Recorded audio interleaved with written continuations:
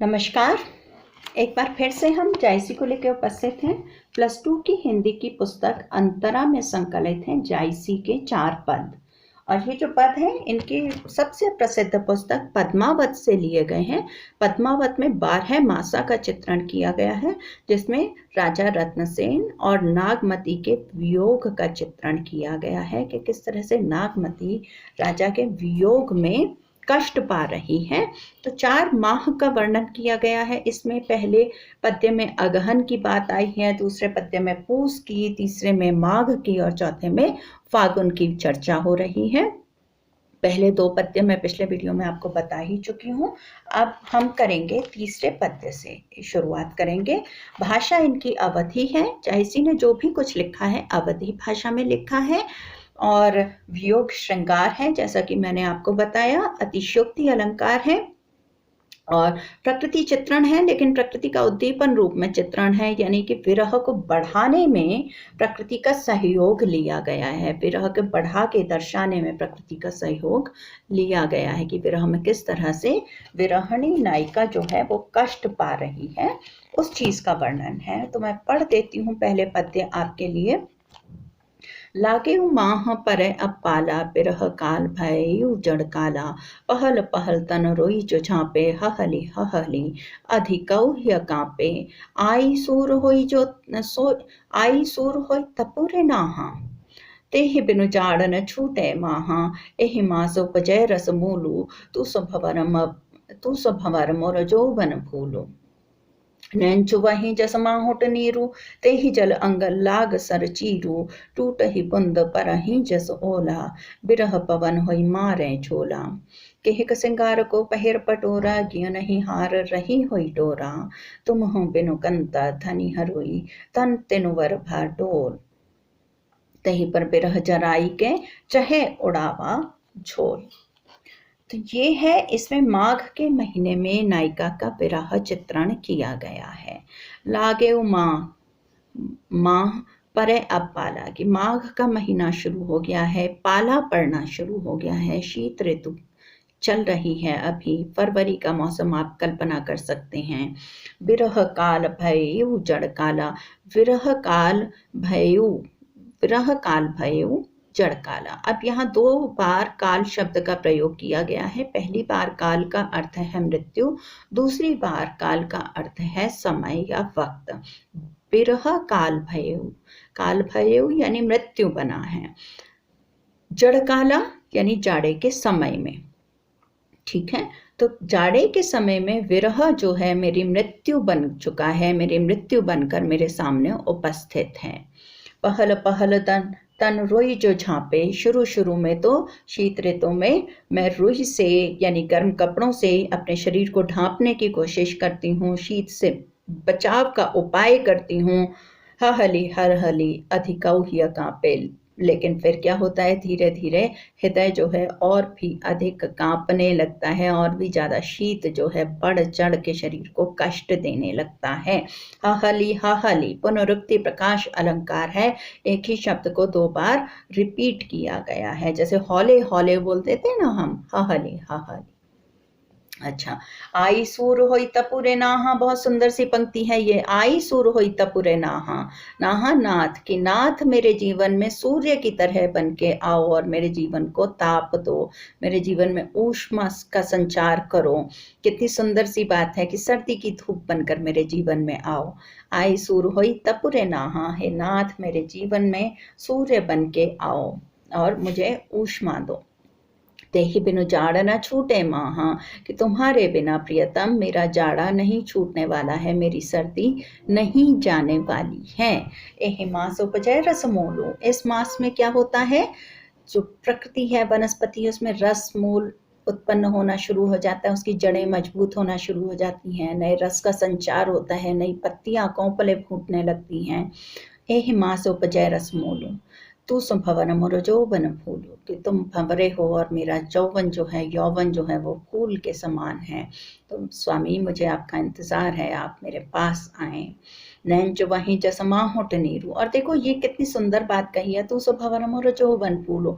फूल क्या है, एक ही जगह पे रहता है, स्थिर है। नायिका जो है घर में रह के अपने प्रियतम का इंतजार कर रही है और प्रियतम बाहर है, सारी दुनिया में जा रहा है। तो खुद को उसने फूल कहा है और प्रियतम को भंवरा कहा है। तू सो भंवर मोर जौवन फूलो, नैन चुवाही जैसा माहुट नीरू।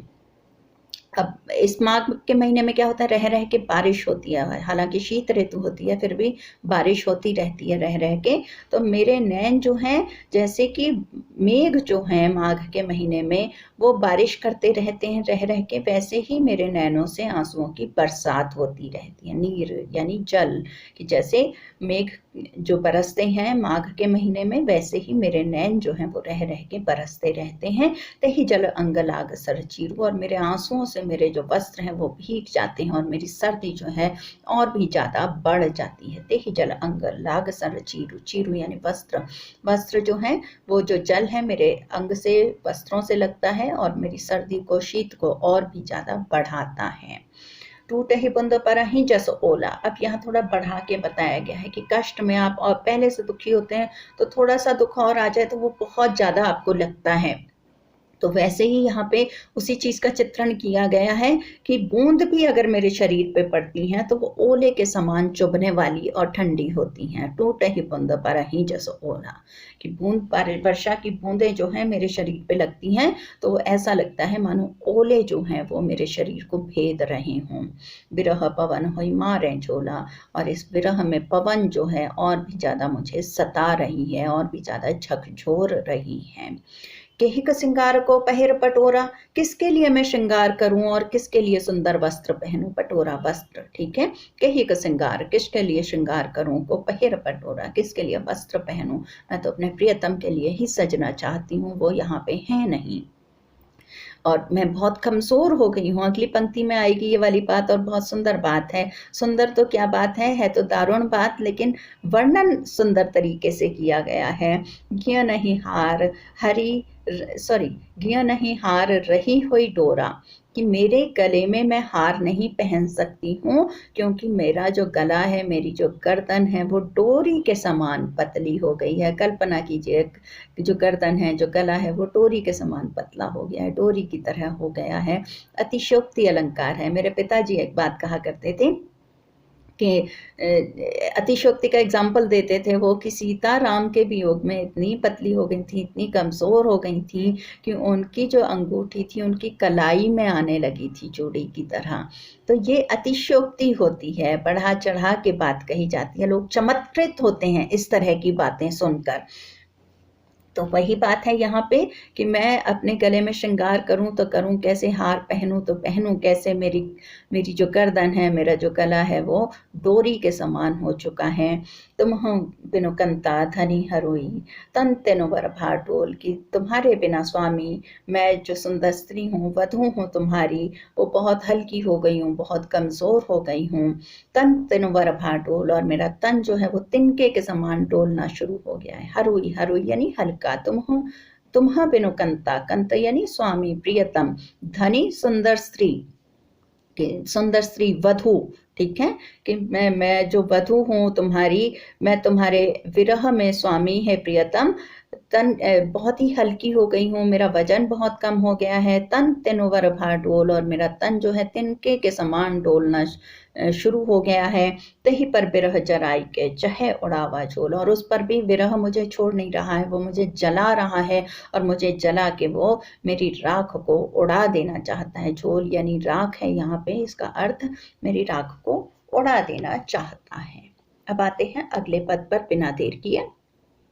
फागुन पवन झकोरे बहा, चौगुन सियो जाई किम सहा, तन जस पिहर पात भा मोरा, बिरह न रहे पवन होई छोरा, तरिवर झरे झरे बन ढाका, भई अनपत फूल फर साखा, करिन्ह बनापति कीन्ह हुलासो, मोह कहाँ भा जगदून उदासो, फाग करहि सब चाचर चोरी, मोहि जिया लाई तीन ही जस होरी, जौ पे पियहि जरत अस भावा, जरत मरत मोहि रोसन आवा, राति होते बस एह मन मोरे, लागौ कंत छार ज्यों तोरे, यह तन जारों छार के, कहो कि पवन उड़ाए, मकुते ही मारग होई परो, मकुते ही मारग होई परो, कंत धरे जहाँ पाँव।